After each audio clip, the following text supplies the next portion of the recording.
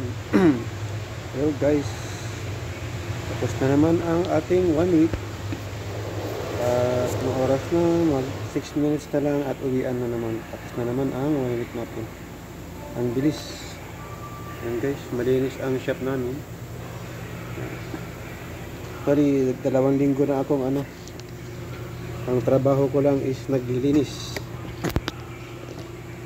Kasi wala pa akong clearance na ng doktor na magtrabaho bilang mekaniko. So ganun sila ka-stricto.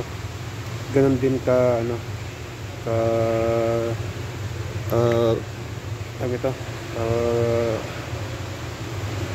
ganun nila sinusunod ang kanilang gobyerno.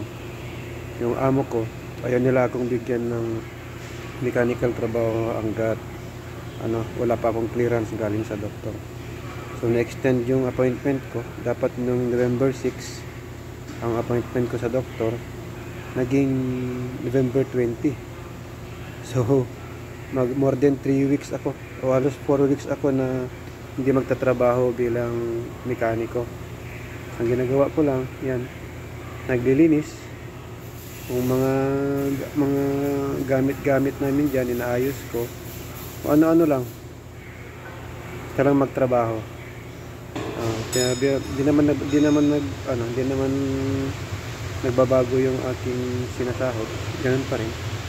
So okay lang. At least tuloy-tuloy yung recovery ng aking ribs.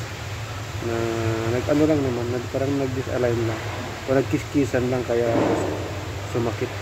Kaya lang masakit talaga, hindi ako makapwersa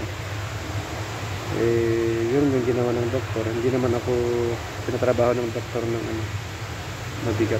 Kaya eto, puro linis-linis lang.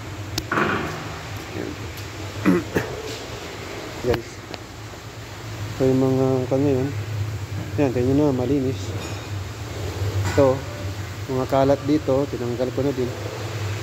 Yan, inayos ko yung mga nasa ibabaw. Dumay, my boss.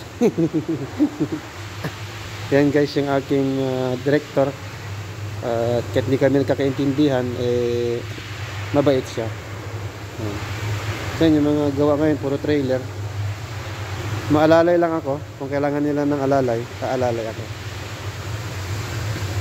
Yan guys, tapos na yung 1 week natin. Bali 2 weeks na tayo na hindi nagtatrabaho ng mechanical. Kung ano lang yung pwedeng gawin. Yan, sa labas, linis na ko. Yung yan, yung lahat ng pintuan na yan, pumuti na. Kasi nilinis ko lahat yan. Buong shop yan, nilinis ko. Tapos sa labas din, yan, sa kabila din, yan. Sa lahat na nilinis yan, yung mga drum na yan, nilinis ko, pininturahan ko yung ilalim. Ibig sabihin ay basurahan. Yan guys. Yan, titikita nyo naman, malinis yung flooring. Umaga sa kahapon, naglilinis ako. Share ko lang yung aking 1 week na ginawa ngayon. Puro linis lang. Yung kagandahan dito guys, disiplinado rin yung mga amo. Ayaw din nila na mapahamak yung mga tauhan nila. Pero hindi naman lahat. Pero karamihan dito. Hindi gagaya sa Middle East. Iba yung ugali talaga nila dito. Tapos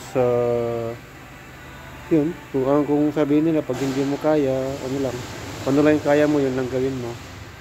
Bigyan ka lang ng assignment, bahala ka na dumiskarte kung paano mo gawin. Ganun lang guys. Enjoy watching guys, at ako'y uuwi na. See you na lang sa next vlog. God bless everyone. Salamat sa panonood.